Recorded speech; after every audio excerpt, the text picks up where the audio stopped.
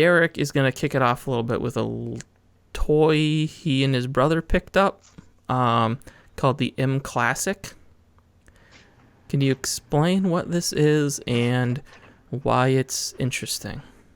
Okay, so this little device is a upscaling slash anti-aliasing upscaler.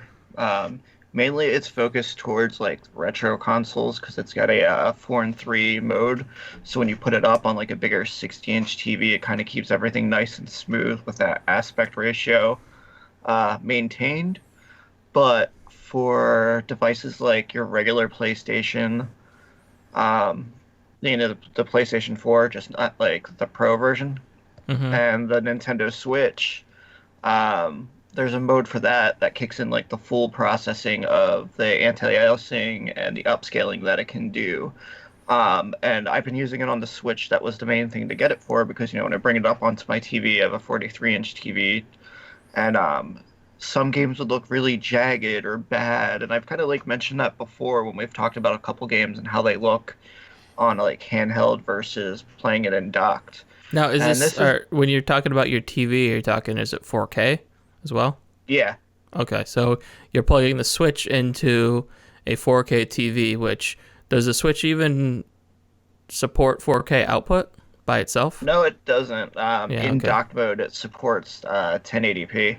And then it has to be scaled up on your TV Yeah, to but 4K. you can. I have the TV set, so it'll go to 1080p as well. Okay. But it still comes out kind of looking rough. So we had Yeah. heard about this because it was on Kickstarter a while ago, and it was insanely popular then. Because I guess before they had made a like smart HDMI cable that Mm-hmm. did the same thing, but it wasn't as powerful as the little now mClassic device. And it's just about as big as like a little thumb drive.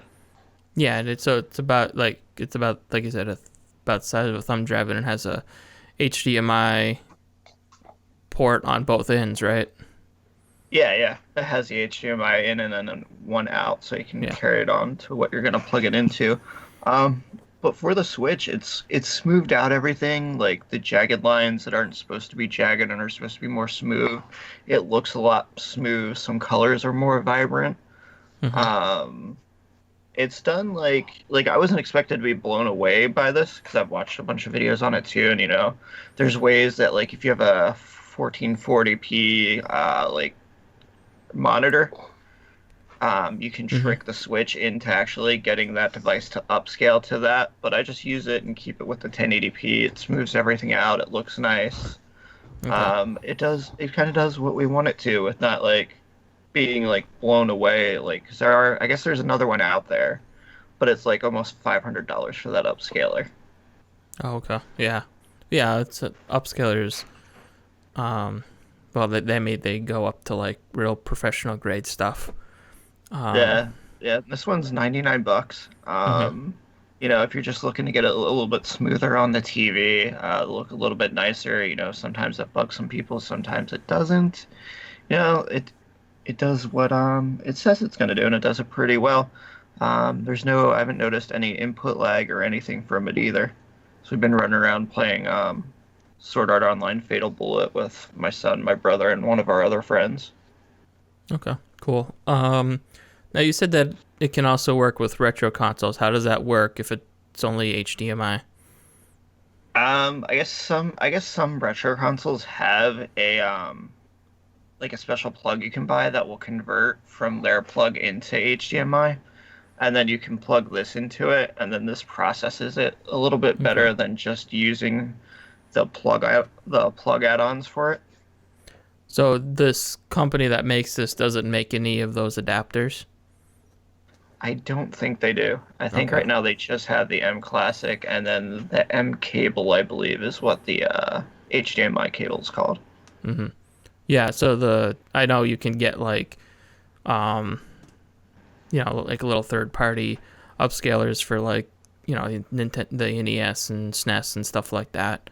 Um, Hmm. and the one that I had always had trouble with was the Wii, because the Wii supported both widescreen and 4:3, Hmm. and certain scalers that I mean, we're talking about like, $20 on Amazon or something like that. They wouldn't do,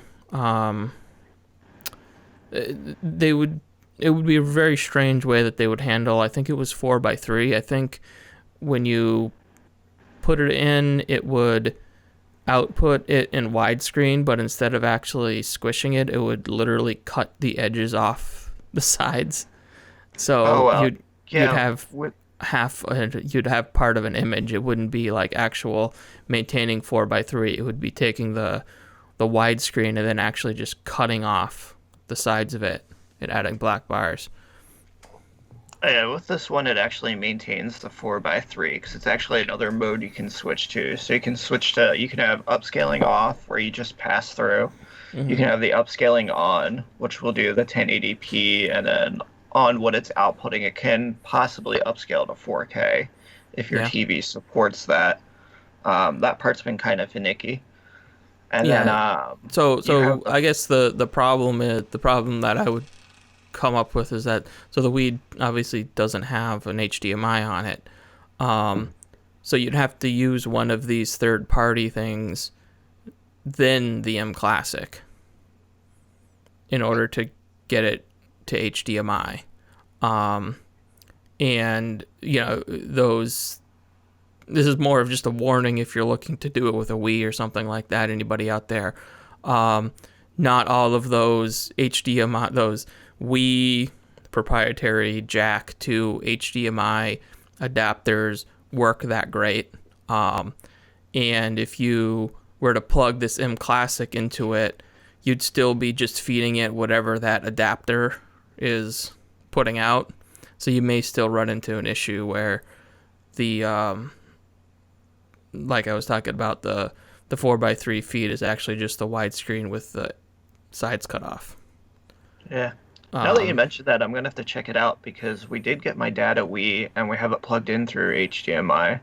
Mm-hmm. I just don't remember who made the cords. That's something I'll have to look into and check it out because this is easy to move around between devices.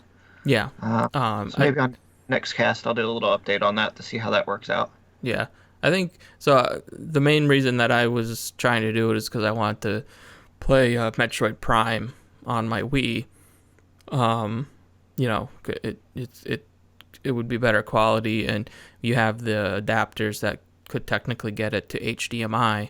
But those were the problems that I kept running into, was the adapters, they kept screwing up.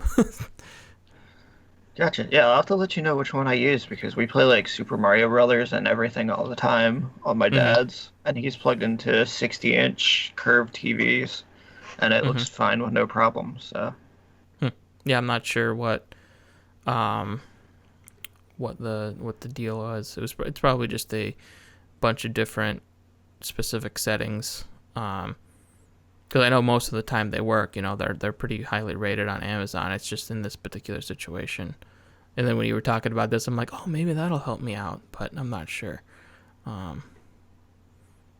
like I said, I'll do some testing for you, and we'll see. And then I'll let you know exactly which cable we have for ours. Yeah, that'd be cool. So that's the mClassic, and you can get that right on Amazon, right? Yeah, you can get it on Amazon for $99, or you can search mClassic on Google and go right to their site, because I forget what their actual company name is. Let me... It was something weird. Oh, Marcelli mClassic is what it's called. It's MARSEILLE. Okay. All right. Thank you for joining us in this very special episode of Voxel Viewpoint. If you'd like to hear or see more, please consider subscribing to us on your favorite podcast app, subscribing to us on YouTube, or visiting voxelvoice.com, where all of our great content comes together in one place. Also check out the Voxel Voice Facebook group, where you can join in on the discussion with a great, like-minded community.